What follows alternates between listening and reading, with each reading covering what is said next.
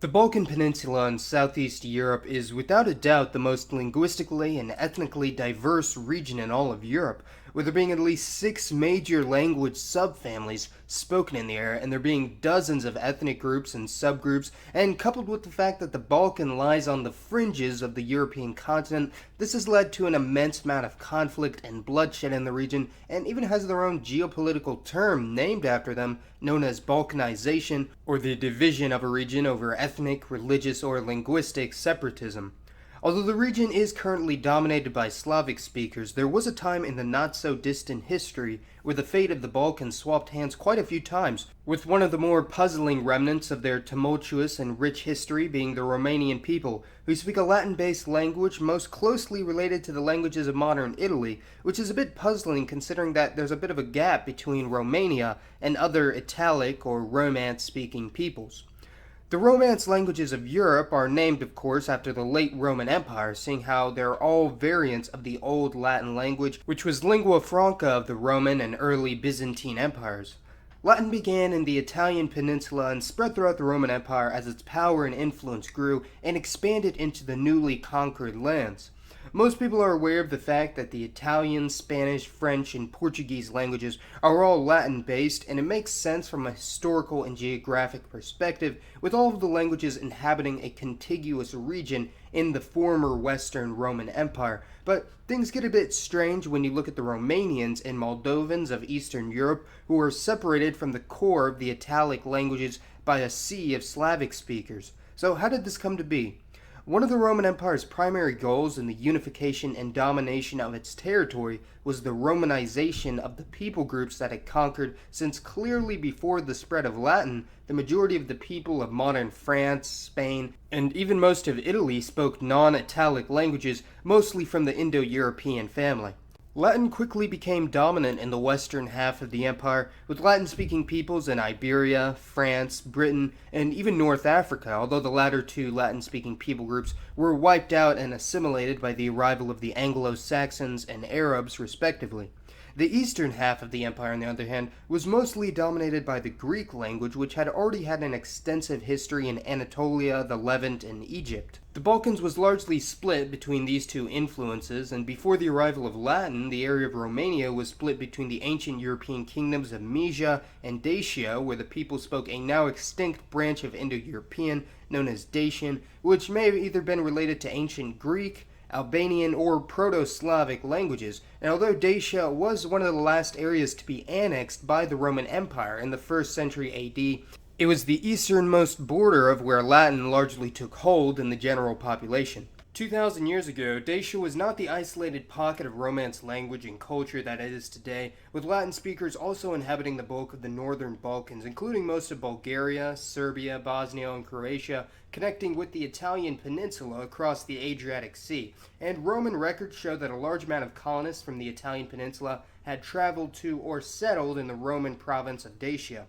For 200 years, the Romans held on to the territory in the Balkans until civil war had divided the empire into west and east, which would later evolve into the Byzantines, although Dacia would not become a part of the Byzantine Empire, which was dominated by Greeks as opposed to Latin, and Hellenized many people groups in the Balkans and the Near East, while the Romanized peoples of the Balkan were largely influenced by other surrounding peoples, especially Slavs. Although the Balkans now are mostly Slavic-speaking, Slavic peoples actually didn't settle in the region until around 500 AD, when Proto-Slavs from Ukraine migrated south into the Byzantine Empire, where they assimilated the people that previously lived in the area of Dalmatia, who were still Latin-speaking at the time. These Slavic peoples would later evolve into the Serbs, Bosniaks, and Croatians in the west, and the Bulgarians and Macedonians in the east. The area of Dacia, which was then divided into the kingdoms of Moldavia, Transylvania, and Wallachia, had still retained their Latin language, and although now isolated, Romanian soon began to develop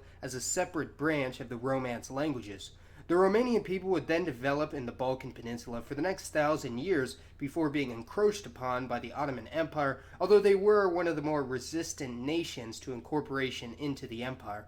The Romanians were one of the first to break away from Ottoman influence and assist in driving them out of the Balkan Peninsula, and would later become united in the Kingdom of Romania, and during World War II greatly expanded its borders, annexing parts of Ukraine, which was at the time a part of the USSR, although they lost a huge proportion of Transylvania to Hungary. Romanian nationalism took hold during this period, although the kingdom was largely multi-ethnic, having large minorities of Germans, Hungarians, Ukrainians, Jews, Bulgarians, Tartars, and Romani, although after the end of World War II, Romania would become far more homogenized, having population transfers with Germany, Bulgaria, the USSR, and sending nearly all surviving Romanian Jews to Israel, which is why today around 3% of Israelis are fluent in Romanian, making it the fourth most spoken language in the area.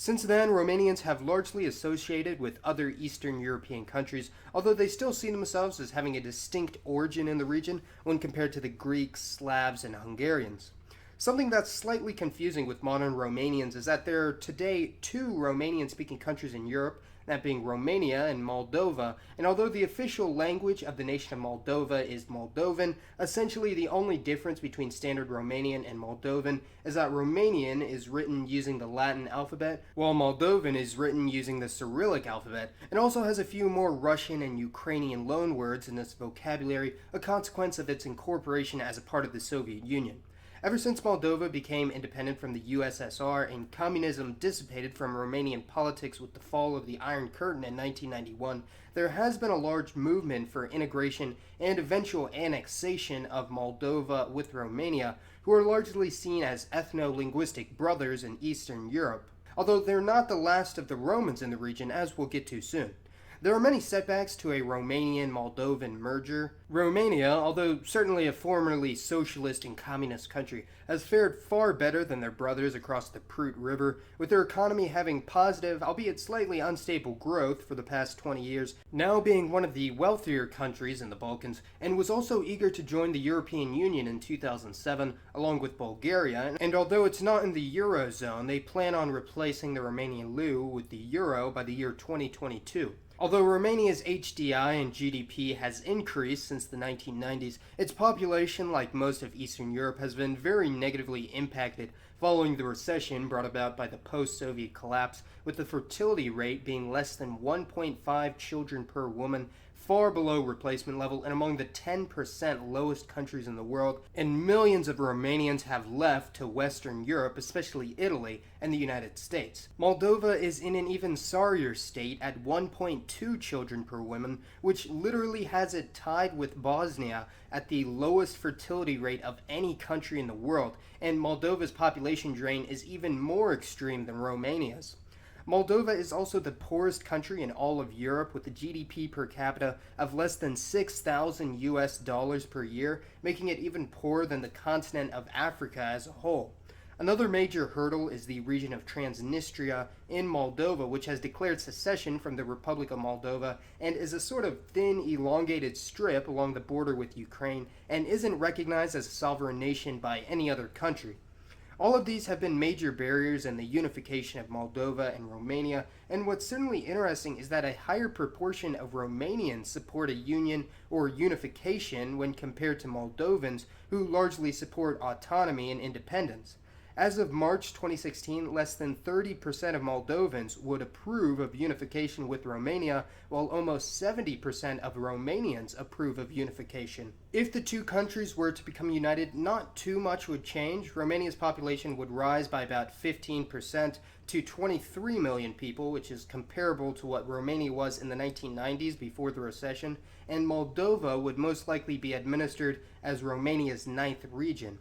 There are, however, still pockets of the old Romance speakers in the Balkan Peninsula outside of Romania and Moldova, lying isolated in various countries in southeastern Europe. The largest of which would definitely be the Romanians, followed by the Meglonite people, who are scattered throughout many countries, especially Greece, Albania, and Romania, along with smaller numbers in Macedonia and Bulgaria. Their language is similar to Romanian, although with more Slavic and Greek influence as a consequence of its proximity to these various countries, and most likely split from Romanian around 1,000 years ago, when Latin speakers from Dacia migrated south into the Byzantine Empire. Remember how Bosnia, Croatia, and Serbia also used to be Latin speaking? Well, they didn't entirely disappear. There is a small community of around 1,000 people in the former Roman province of Dalmatia in Croatia, known as Istro-Romanians or Istrians, on the Istrian Peninsula, which is intermediate between Italian and Romanian. Confusingly, there also is another Italic micro-community on the Istrian Peninsula known as Istriots, not to be confused with the Istro-Romanians, and their language is actually far closer to Italian than Romanian,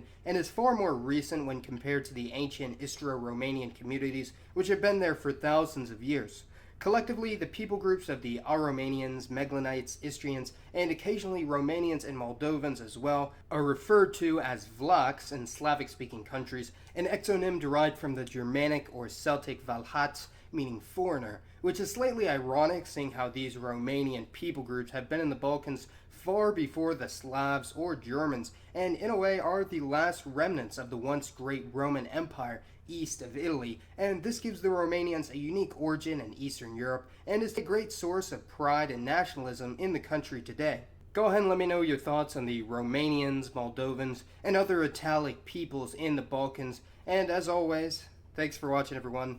It's been Mason, and I'll see you next time.